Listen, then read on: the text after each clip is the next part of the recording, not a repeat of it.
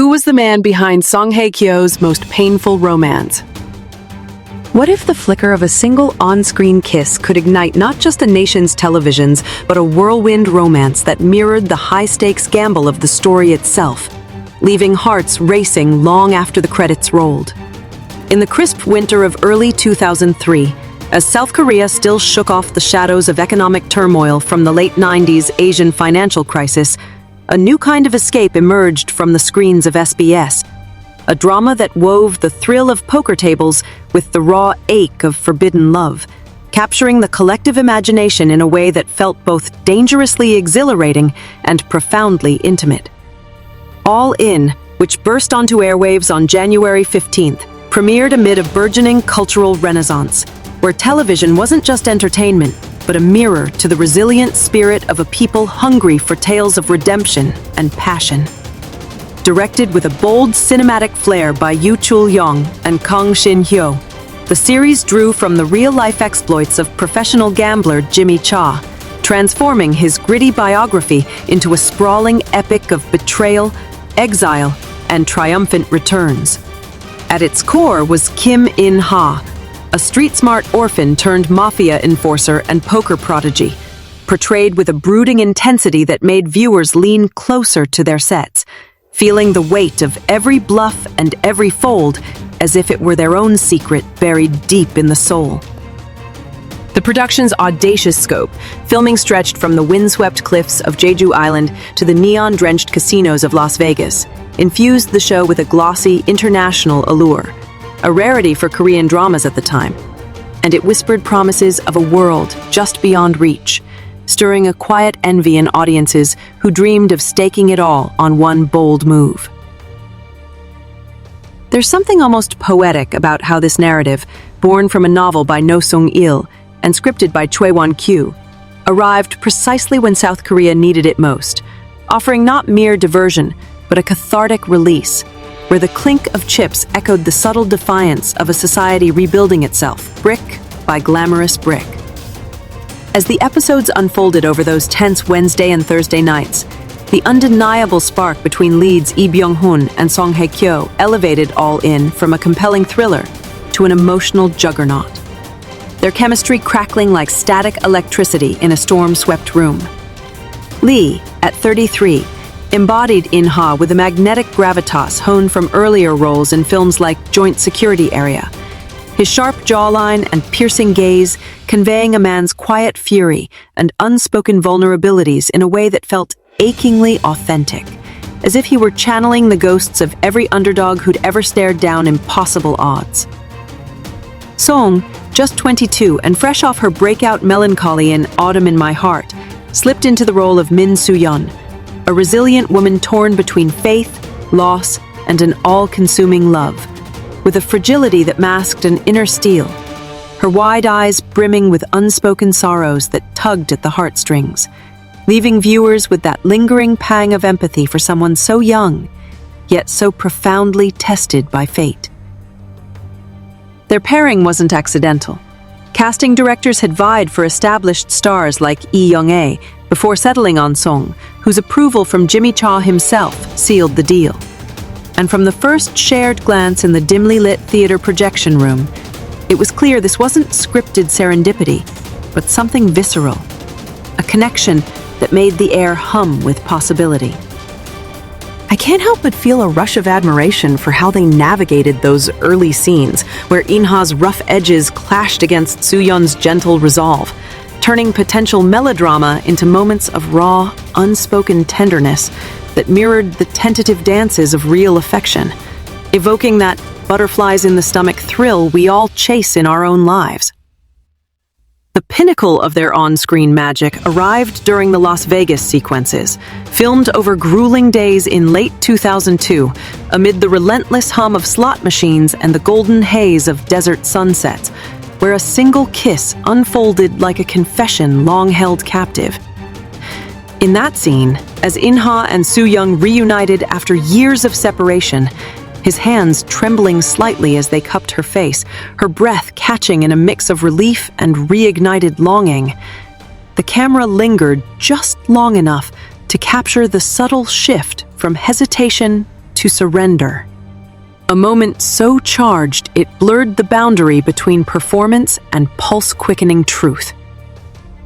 Production logs reveal it took 2 full days to perfect, shuttling between Los Angeles studios and the Strip's glittering facades, with the cast battling jet lag and the eerie quiet of empty casinos at dawn. Yet what emerged was pure alchemy. Lips meeting not with rehearsed precision, but with a hunger that felt stolen from the script of their own hearts.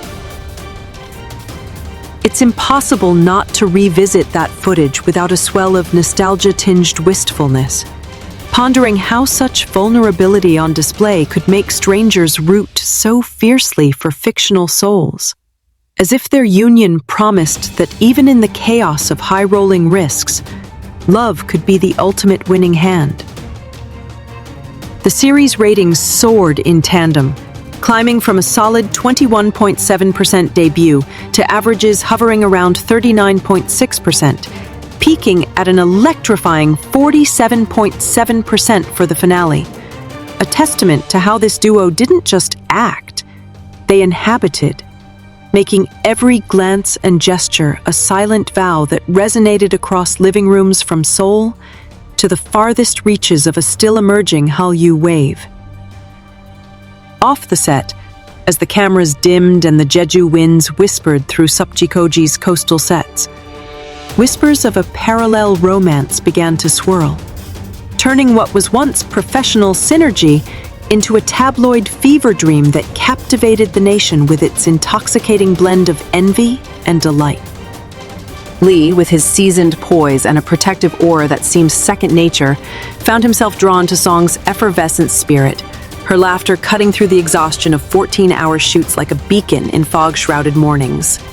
She, in turn, was mesmerized by his quiet wisdom, the way he'd share stories from his theater days or shield her from the crew's prying eyes with a casual arm around her shoulders.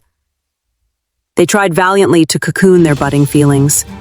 Stolen coffees in hidden Gangnam cafes, late-night script reads that stretched into dawn confessions. But paparazzi, ever the shadow puppeteers, shattered the illusion with grainy shots from Jeju's emerald trails, where they wandered hand in hand under moonlit palms, and from Vegas's shadowed alleys, capturing a post-kiss embrace that screamed authenticity louder than any press release. Those images, splashed across magazines like KB Zoom, didn't just confirm suspicions. They fueled a collective sigh of romantic idealism, dubbing them the Romeo and Juliet of the gambling underworld, a moniker that carried the sweet sting of fairy tale fragility.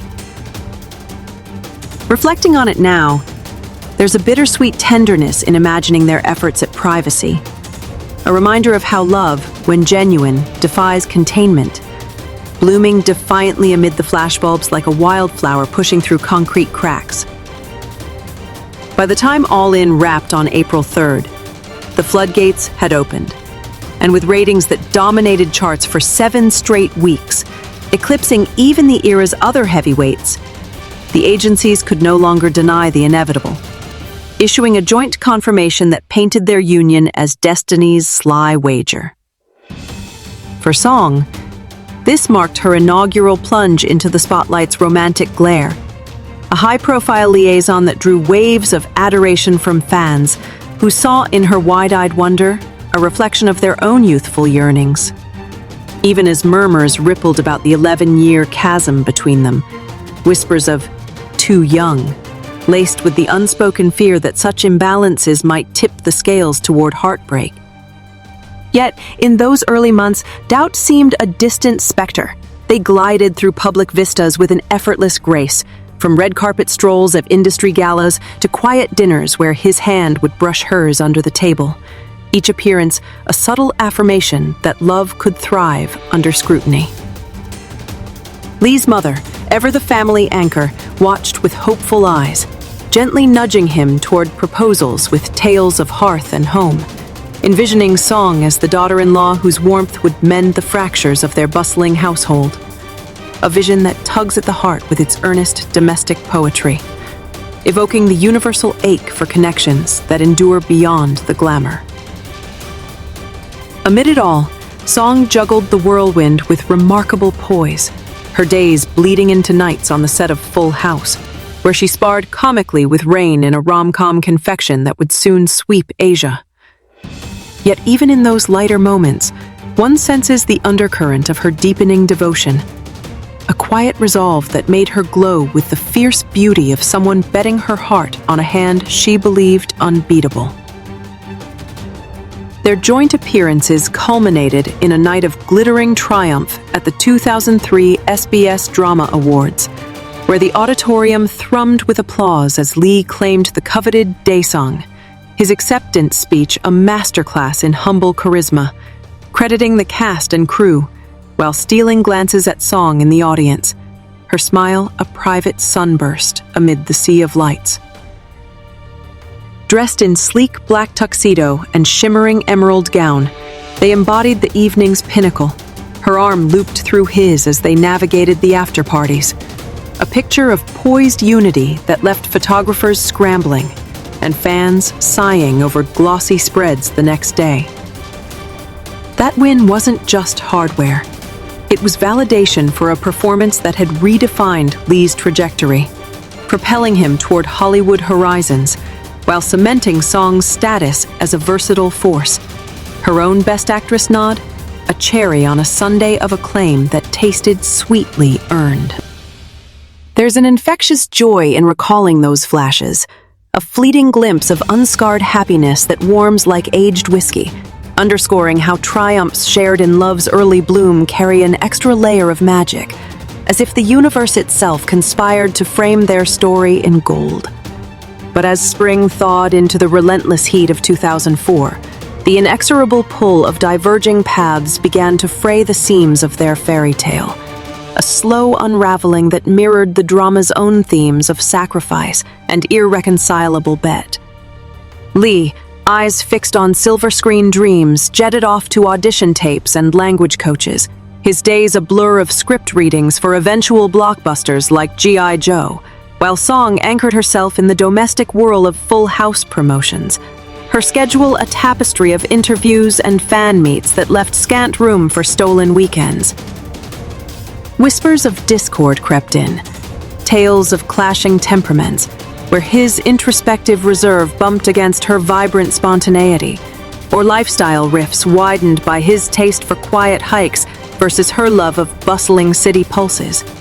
Each rumor a tiny thorn that pricked deeper with time's passage.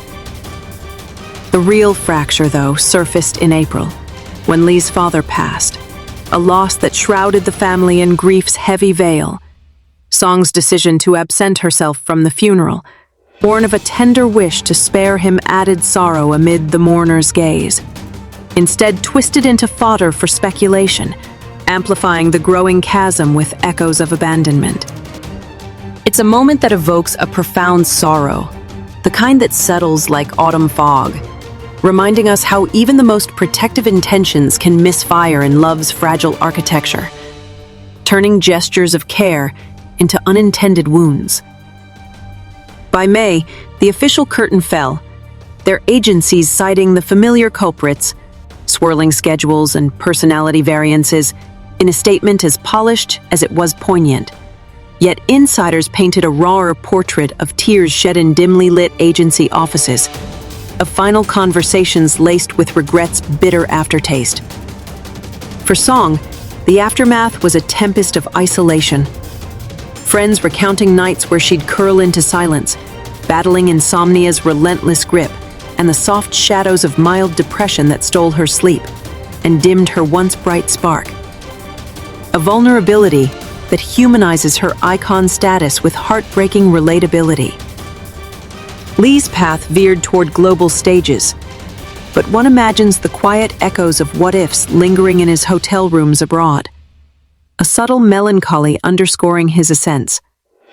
Their story, though sundered, left an indelible mark on the cultural lexicon, sparking a surge in poker's allure across Korea. Online platforms like Hangame saw player spikes, Gangwon Land casino traffic jumped 10%, and even Jeju's tourism board reaped billions in all-in inspired packages. transforming filming spots into pilgrimage sites where fans traced the lovers' footsteps, seeking echoes of that lost enchantment. There's a haunting beauty in such legacies, how a broken romance can seed broader blooms, turning personal ache into communal inspiration. Much like how the drama itself romanticized gambling not as vice, but as metaphor for life's audacious leaps. Years later, in a 2014 Fuji TV interview that caught the world off guard with its unguarded candor, Song revisited the ruins of that first great love, her voice steady, yet laced with the faint tremor of memory, as she declared it the impression that lingered deepest, a first love whose intensity etched itself into her core, not with bitterness, but with the profound gratitude of one who had dared to feel so fully. Those words, delivered against a backdrop of cherry blossoms in soft focus, carry a reflective grace that stirs quiet awe, a testament to how pain, when alchemized through time, forges wisdom's quiet fire. She emerged from the haze, not diminished, but transfigured, channeling that inner forge into roles that redefined her artistry. The whirlwind romance of Descendants of the Sun in 2016, where, as army surgeon Kang Mo-yeon, she sparred and swooned with Song Joong-ki amid earthquake rubble and heartfelt triage tents. A series that amassed 2.5 billion streams across Asia and clinched her a KBS Taesang, its blend of adrenaline and affection reigniting Hallyu's global blaze. The drama's feverish popularity, peak ratings at 41.6%, didn't just boost her. It symbolized Korea's soft power surge, with merchandise flooding markets and fan cafes sprouting like spring bamboo, evoking that triumphant swell of pride in watching a nation's stories conquer distant shores. Song's evolution deepened with The Glory in 2022-23, a Netflix revenge saga penned by Kim Un-suk that saw her as Moon Dong-un, a once bullied soul methodically dismantling her tormentors with icy precision and unyielding resolve, a performance that amassed 82 million viewing hours and snagged Baeksang and Blue Dragon honors, critics hailing her transformation from ethereal ingenue to formidable avenger as a masterstroke of range. Filming those taut confrontations in rain-slicked schoolyards and shadowed high-rises demanded a vulnerability she'd honed in private battles, her eyes conveying layers of suppressed rage that mirrored the quiet fury of anyone who's rebuilt from ashes, leaving audiences with a cathartic shiver of vindication. In interviews trailing the release, she spoke of rediscovering acting's joy after periods of doubt, crediting the role's depth for reigniting her passion, a confession that resonates with hopeful warmth, illustrating how scars, when worn as armor, illuminate paths forward. Today, at 45, Song stands as Korea's enduring emblem of grace under fire. Her filmography, a mosaic of heart-wrenching ballads like That Winter the Wind Blows, and empowering anthems such as Encounter. Each chapter laced with the subtle evolution of a woman who turned romantic tempests into creative tempests of her own making. Her journey whispers of resilience's understated power, that ability to gather fragments of a shattered heart and reassemble them into something fiercer, more luminous, a quiet strength that doesn't roar but endures, weathering scandals and divorces with the same poised dignity that once lit up Vegas nights. In the broader tapestry of Hallyu, All In marked an early crest, its export to Taiwan at record prices outpacing even Winter Sonata, while in Japan, airings on KNTV and NHK drew fervent followings, polls ranking it among top imported dramas by 2007, fueling a cross-cultural fascination with Korea's blend of grit and glamour. The series' soundtrack, led by Park Young-ha's haunting Just Like the First Day, topped charts with over 900,000 ringtone downloads, its melancholic strains becoming anthems for parted lovers everywhere, evoking that nostalgic pull of melodies that capture love's ephemeral highs. Song's arc, from Jeju's sun-dappled shores to Netflix's global throne, embodies this wave's tidal force, where personal heartaches fuel collective dreams, reminding us that true gambles aren't on cards or careers, but on the courage to love, lose, and rise anew. Each step a defiant all-in on the self. Delving deeper into the era's fervor, one can't overlook how all-in dovetailed with South Korea's cultural export boom, a post-IMF phenomenon where dramas became diplomatic envoys, softening borders and swelling economies. By 2004, Hallyu contributions hit 0.2% of GDP, a staggering 1.87 billion windfall that funded everything from K-pop idols to kimchi empires. The show's Jeju sequences, shot on a lavish outdoor set bankrolled by the island's tourism board, turned fictional idols into real pilgrimages. During the 2003 Samyeoljol holiday, over 6,000 visitors flocked to Supjikoji, snapping photos where In-ha and Soo-yeon once whispered vows. And by 2006, the ripple effects tallied 176.4 billion won in ad revenue alone. An economic alchemy that feels almost miraculous, transforming celluloid fantasies into tangible prosperity. Lee's portrayal in particular ignited a domestic poker renaissance, with novices flocking to tutorials and apps, their eyes alight with the thrill of calculated risks, though critics fretted over the romanticization, decrying scenes of velvet-draped tables as gateways to vice. A debate that underscores the drama's provocative edge, stirring unease even as it seduced. Song, navigating this maelstrom, balanced her full house levity, where she bantered through contrived mishaps with Rain, her bubbly Han Ji-eun a palate cleanser to Soo-yeon's solemnity, with the gravity of her off-screen trials, her endurance a silent rebuke to those who saw her youth as fragility, instead revealing it as the forge of unyielding fortitude. As the years layered on, Song's reflections in later sit-downs, beyond that Fuji TV gem, revealed a woman sculpted by tempests, admitting in 2023 press rounds for The Glory how burnout had once dulled acting's spark, only for revenge's cold fire to rekindle it. Her words a balm for aspiring artists grappling with similar voids. Post-divorce from Jung-gi in 2019, she embraced solitude's gifts, journaling gratitudes and wandering San Francisco's fog-kissed streets, much like her 2005 hiatus, emerging with a self-love that radiates in every poised interview, of evolution that inspires with its honest grit. Lee's path, too, intertwined fatefully with Hallyu giants. Squid Game, in 2021, casting him as the calculating frontman, a role that echoed In-ha's shadows. Yet their shared history lingers as a footnote of what might have been, a chapter closed but cherished. In piecing together Song's Odyssey, one senses the profound poetry of reinvention.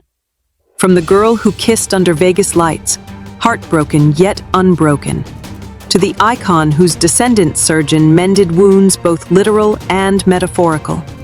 Her legacy a beacon for those navigating love's roulette, proving that the house doesn't always win when the player is armed with quiet, unshakable strength. Expanding on the Hallyu context, All In arrived as the second wave crested, following Autumn Tale's Pan-Asian Tears and preceding Full House's rom-com conquests. Its gambling motif a bold departure that humanized risk in a Confucian culture wary of chance, sparking philosophical chats in cafes over whether In-ha's bluffs mirrored Korea's own entrepreneurial gambles post-crisis. The soundtrack's Embrace, 53,892 copies sold in February 2003 alone, wove into daily rhythms. Like The First Day, serenading commutes and karaoke nights, its lyrics a lament for lost beginnings that paralleled the couple's arc, tugging at universal threads of regret and renewal. Song's Full House era, overlapping their romance's twilight, showcased her comedic chops in a tale of inherited homes and feigned marriages, her chemistry with Rain a fizzy counterpoint to All In's intensity. Yet the strain of dual productions, nights blurring into pre-dawn calls, foreshadowed the burnout she'd later conquer, a narrative arc that feels intimately motivational, like a friend's whispered encouragement across the miles. In The Glory, her Dong-eun channeled that hard-won wisdom into vengeful artistry, scenes of meticulous planning evoking the strategic poise of a poker face honed by life's deals, earning her not just awards, but a Netflix throne that beamed Korean narratives to 190 countries, a full-circle vindication that swells the chest with vicarious victory. Ultimately, Song Hye-kyo's tale is one of alchemy's quiet miracles, transmuting the leaden weight of a 2004 split, fueled by Hollywood calls and Seoul spotlights, paparazzi shadows lengthening over Jeju escapes, into the gold of enduring acclaim. Friends' accounts of her post-breakup retreat, nights lost to insomnia's cruel loop and depression's gentle thief, paint a portrait of profound solitude. Yet from that cocoon emerged a phoenix whose wings spanned descendants' disaster zones, where her Moyeon's banter masked deeper yearnings, mirroring her own path to self-reclamation. The 2016 juggernaut, with its 41.6% peaks and billion-plus views, didn't just revive her, it redefined Hallyu as a romance disaster hybrid. Tourism boards in New Zealand, filming stand-in for Uruk, reaping fan influxes, while Song's Daesung speech, laced with gracious nods to co-stars, hinted at healed horizons. The Glory's 2023 crescendo, with its bullying to bedlam revenge, allowed her to plumb maternal ferocity. Dong-eun's unblinking stare, a far cry from Soo-yeon's tear-streaked pleas, garnering Baeksang glory and whispers of Oscar buzz, an evolution that leaves one breathless with admiration for her chameleonic depth. Through it all, her resilience gleams like polished obsidian, unyielding, reflective, a testament that heartbreaks, when embraced, become the hidden aces up life's sleeve, turning survivors into sages whose stories light the way for us all.